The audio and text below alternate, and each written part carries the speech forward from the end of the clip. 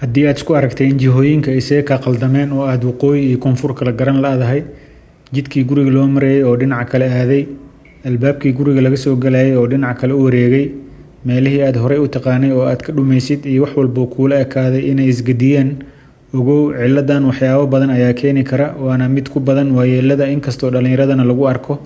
qasabna ma ahan inay stroke ama falig kaliya tilmaamayso, laakiin waxyaabo badan ayaa keeni kara sida kow maskax shuuqa ama wax afka qalaad lagu dhaho brain atrophy, tan oo ah cilad waayeelada ku badan. 2 hurdo la'aan ku haysay muddo dheer. 3 jug madaxa ka gaartay.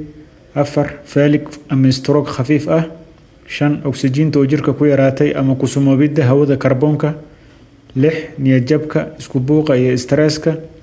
7 cusbada sodiumta oo dhacda ama jirka ku yaraato. 8 hawlgabka qanjirka thyroidka. 9 daawooyinka qaar ee la isticmaalo. 10 qalalka fudud oo aan jaraynta wadan. 11 caabuqa daran ama sumoobidda dhiigga.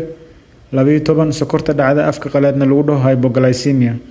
maadaama ciladan ay keeni karaan waxyaabo aad u tiro badan, waxaa muhiim ah inaad dhakhtar la kulantid oo si qoto dheer ah lagu wareysto, laguna wiisiteeyo daawooyinka aad qaadatidna la eego, kadibna baaritaanka loo maleynayo ee kugu habboon lagu diro.